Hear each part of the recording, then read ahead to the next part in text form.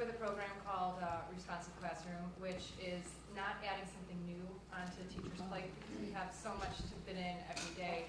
Instead, it becomes the plate. It underlies everything that we do. So instead of taking a half an hour out each day or once a week to say, okay, pull out your SEL books, this is what we're going to do for the next half hour, it is the current in our classroom, and we create a culture of caring in which with different activities we do, one of them being morning meeting, one of them being setting up rules together as a group. We create this culture where students feel comfortable with one another. They learn how to talk with one another and listen to each other, which then helps us take those skills that the students are working on and translate it into their academics. I'll let Lindsay talk about that. Absolutely. So in order to show you what this actually I'm sorry, looks like. can you speak into the microphone? Sorry, we Thank you. Oh, Great, thank you. we're about to Thank see you. your video in a minute, right? Yes, you are about to see a video of us actually doing a morning meeting in which the students are working together on a few specific social emotional skills, which is really the core of what we do is these 15 minutes a day, and then we'll talk about how that reaches out after you see our children. Make eye contact with them. Give them a smile. Head on over and say, good morning, Terrence. You got it. And notice we're going to do a high five today. So we want to start our morning with nice energy. We're going to be smiling a lot because it's picture day, so it's good practice as we smile at the person that we are greeting. Terrence, I'm going to put you back in there.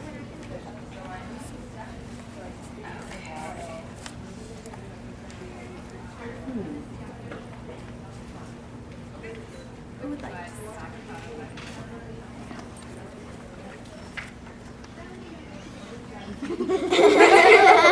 That's okay, we can put you back in and then you can pick a new person.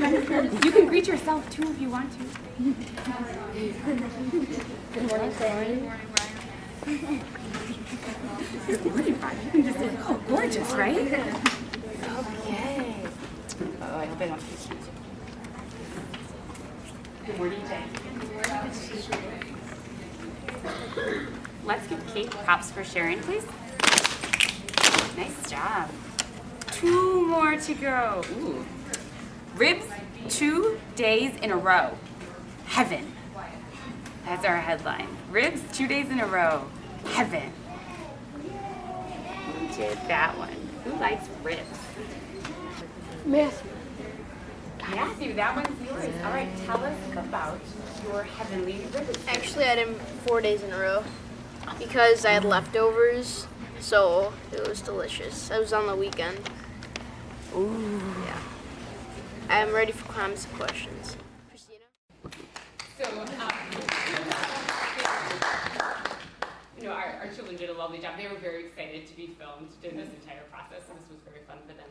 But what you saw there was 2 things or 2 aspects of our morning meeting that we do every day, which takes about 15 minutes out of our day. The first part that you saw was a greeting, in which we have each student be greeted and greet another person every single day. And we tell them it's because it matters that they come to school. They have a very important job when they come, and their learning counts. And so we take the effort to recognize that they are here and greet them in a positive manner.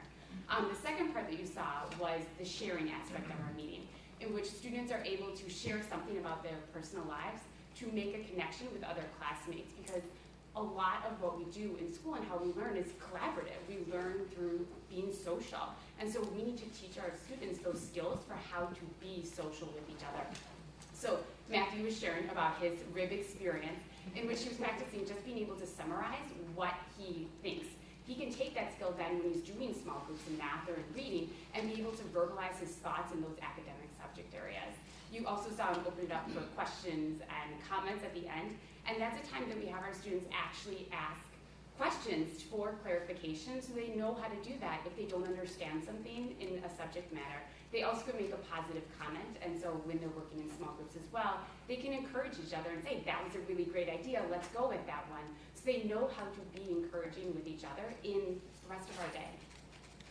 Can you just give for those of us who haven't been in classrooms or aren't in classrooms regularly, can you just give us a feel for what this kind of activity, because someone might look at it and go, well, geez, what are they learning, or what's actually going on there?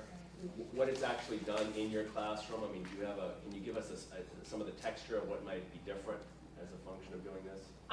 Really, I wouldn't be able to teach without using these 15 minutes in my day. They are so important to really teach students how to talk to each other and how to work with each other. We differentiate a lot in our classroom, so we work with a lot of small groups because our students are all at different levels and we have to meet them where they're at. And so by teaching these students how to interact with each other and how to learn from each other and not just me, so it's not 1 to 25, it can now be you're all teachers and learners within this space.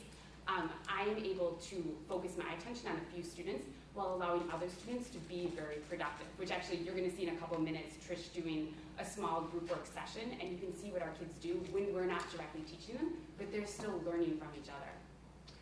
Let's jump back in to the classroom, and I know people will have to leave, but please, we don't want to let our bipartisan team leave before we get our pictures, so to the extent we have to disrupt the agenda, we will. But I want to ask, Tricia, we have a video from your class too. I think, we talk about no child left behind. Sometimes in the social and emotional learning field, we talk about no part of the child left behind. The fragmentation of children into math versus motivation seems to, at some level, be a message that teachers are getting. You've somehow crossed that boundary. Maybe you can tell us what we're going to see and how you do it. Sure. Well, what you're about to see is just a short segment of about an hour-long math lesson in which the students are, some students are working by themselves, some students are working in small groups, and you'll see me working with one particular small group of students. We talked yesterday about not giving the answer. Instead, what should we do? If our partner gets stuck on something and maybe we've already done it. Holly? At this point, Yes, walk them through the problem. Do it with them. They don't learn anything and you don't learn anything more if you give them the answer. The point of your partner is to work together and help one another. Okay?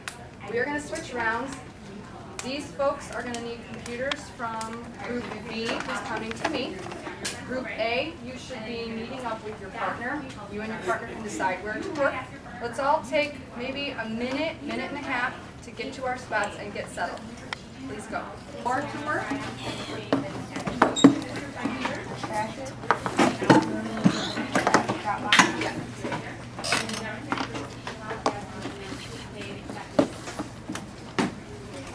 Guys, if you look up at the board here, what round are you on?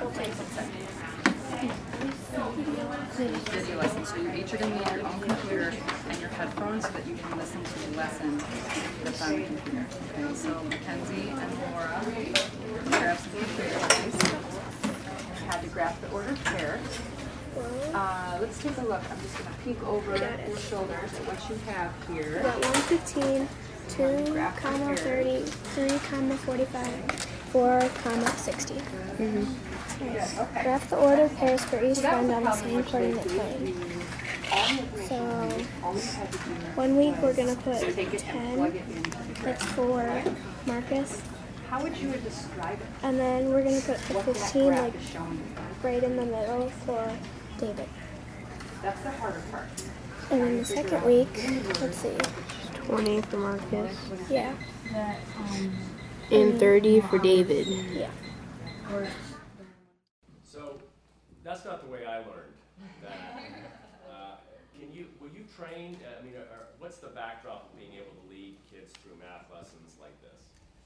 Well, I think with taking the time up front at the beginning of a school year to teach students explicitly how to work with one another, what's expected of them, what's expected of their partners, what's expected of me during that time. We lay all that out as a group, and we make charts and posters, and we practice those things without the academics involved just yet. And then that combined with the lessons that they learn during morning meeting and just the way Lindsay and I and so many teachers run their classrooms, the kids develop an understanding of what's expected, and there's a trust factor there too. I can trust them to do what they need to do so that they are actively engaged even when I'm not explicitly working with them. And everyone just knows their role. And so we can take a math lesson like that needs to be differentiated, because this year, actually, we just switched to the Common Core. And and so this curriculum is a big jump from where the kids were at in 5th grade. I have students that don't understand a lick of what we're doing in the beginning, and I have students that don't need the lesson, and they just need really enrichment. So when we develop this trust in the classroom that kids can work together and they can work by themselves, I can meet all the students at their needs. I can work with the level of students and bring them higher, whereas before, when you're teaching whole group and you can't trust your students to do this, you're teaching towards the middle. And so you have a group at the end, at both ends of that spectrum, that some are bored and some are completely lost. And only maybe a third of your class are getting something out of it. But in this way that we've set up math, because we've done the background with responsive classroom and whatnot, we're able to meet all the kids at their needs so that everybody's growing each day.